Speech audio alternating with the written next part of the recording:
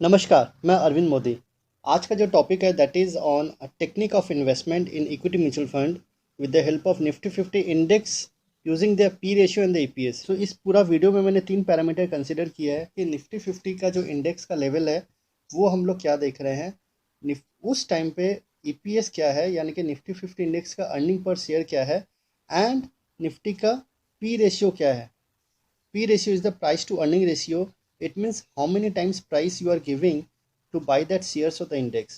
For an example, I have taken कि 17 जनवरी 2020 को जब निफ्टी का लेवल 12,300 के आसपास था, तब ईपीएस जो था वो 431 था एंड पी रेशियो था was 28.61.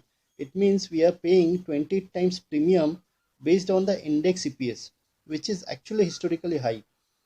Second I have taken कि सिमिलरली अगर 23 मार्च 2020 को जब निफ्टी में मैसिव करेक्शन आया, जब निफ्टी का लेवल 7600 के आसपास था, तब उसका ईपीएस था 443।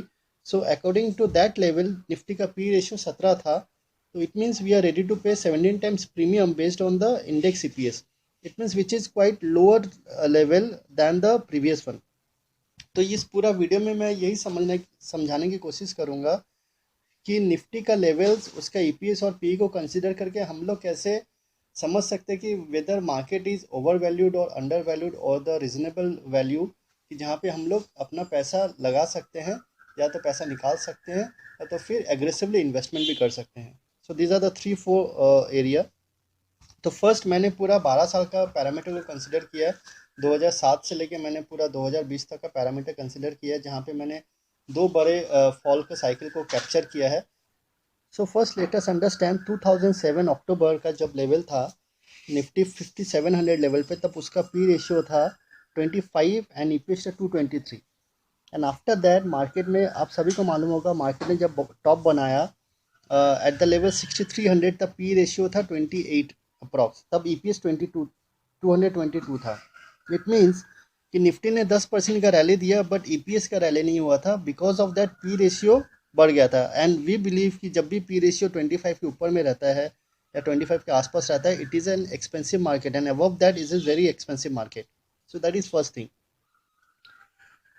जब मार्केट में करेक्शन आया because of the subprime bubble in the US market, तब मार्केट का लेवल था 4500 लेवल इन द मार्च 2008। तब निफ्टी का पी रेशियो था 19.62, तब ईपीएस था 229।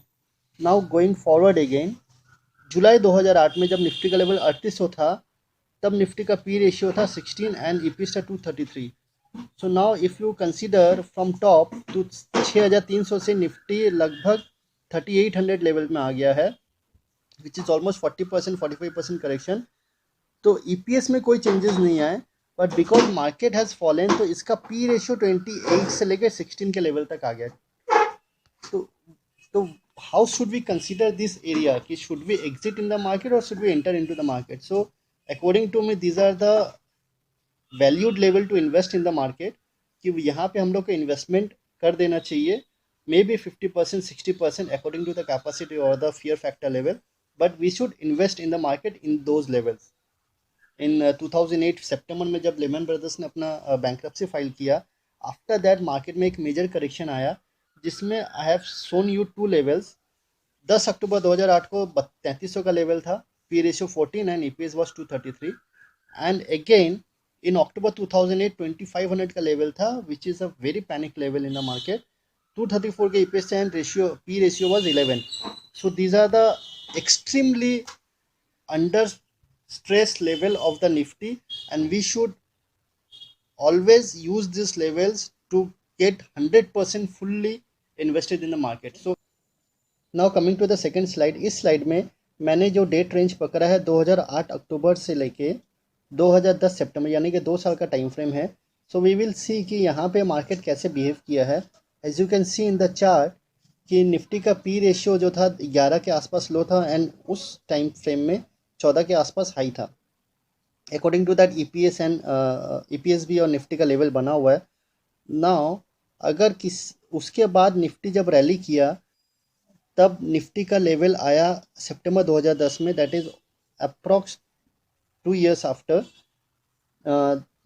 6016 का 18 का लेवल था एंड निफ्टी का ईपीएस था 236 एंड पी रेशियो था 25। इट मीन्स कि यहाँ पे जो पी रेशियो था अक्टूबर 2008 में, वही पी रेशियो इसका वहाँ पे भी था 2 साल बाद में भी, यानी कि कंपनी का ग्रोथ में या फिर ईपीएस में कोई तरह की बढ़ोतरी नहीं हुई, ईपीएस में कोई तरह का ग्रोथ नहीं आया, जस्ट पी मार्केट बढ़ा बोल के पी रेशियो बढ़ गया.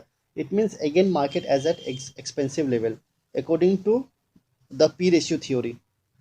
Now we are going to the third slides. अब इस स्लाइड में देखिए मैंने फिर से डेट कंसिडर किया है 24 सितंबर 2010, जहाँ पे पी रेशियो 25 का था. आफ्टर दैट मार्केट ने जब करेक्शन दिया, निफ्टी फ्रॉम सितंबर 2010 टू दिसंबर 2011, तो निफ्टी का ईपीएस कितना था 276, निफ्टी का पी रेशियो 16. इसका मतलब ये हुआ कि निफ्टी का ईपीएस में बढ़ोतरी हुआ बट मार्केट डिस्काउंटेड है, मार्केट उसको कैच नहीं कर रहा बोल के निफ्टी का पी रेशियो कमती हो गया. It means these are again the very good levels to buy और get into the market. Now again almost after 1.5 year, अगस्त 2013 में निफ्टी का लेवल 5300 पे है बट ईपीएस 347 पे है, पी रेशियो 15. यानी कि मार्केट में ईपीएस बढ़ रहा है, कंपनी से ग्रोथ आ रही है बट निफ्टी इंडेक्स नहीं बढ़ रहा है, इसीलिए पी रेशियो नीचे है. It means these are again giving an opportunity कि आप again you can enter into the market and invest into the market. Now I am considering the next area कि 2014 में बीजेपी ने लीड लिया था मई 2014 में. उस टाइम में निफ्टी का लेवल था 7200, which is almost 1000 point 1300 point higher than the 6200 level. उस टाइम में निफ्टी का ईपीएस देखिए आप 361 है, पी रेशियो कितना है 20 है. कई जन ने सोचा था कि निफ्टी 4500 से लेकर 7500 7000 तक गया है, तो we should exit into the market. But if you consider the P ratio here at the level of 7200, that is again below 20, it means it is not an overvalued market. This is an opportunity or the area we should get into the market or we should remain invested into the market. So इसका effects मैं आपको next slide में दिखाता हूँ. जहाँ पे BJP ने lead लिया 2014 में, उस टाइम में निफ्टी का पीओ 20 के आसपास है.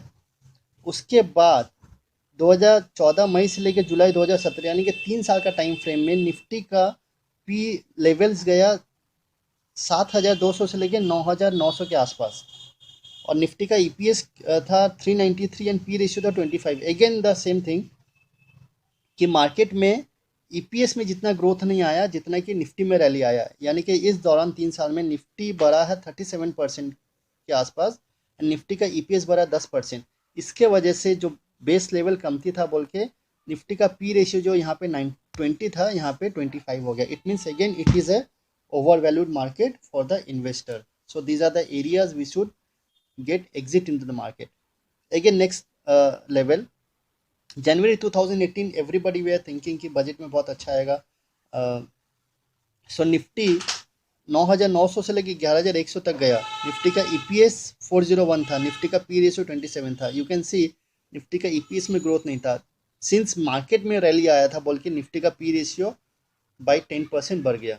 सो these are again over expensive market for the investors actually. Now let us come to the last part of the slide. In 2017 as you can see कि 10,000 का लेवल था जहाँ पे निफ्टी का पी रेशियो 25 है, ईपीएस 393 है.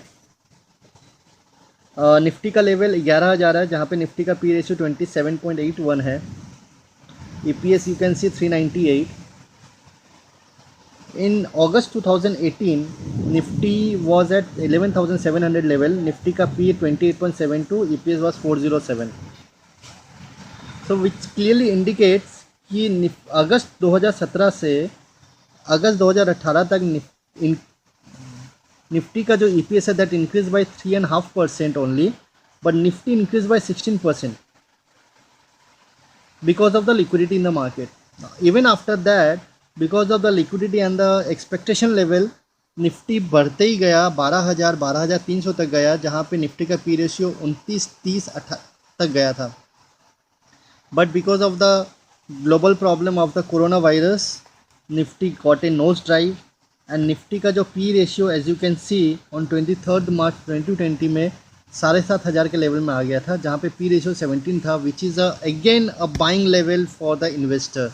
But सबने panic में वहाँ पे सेल किया and the EPS you can C 443।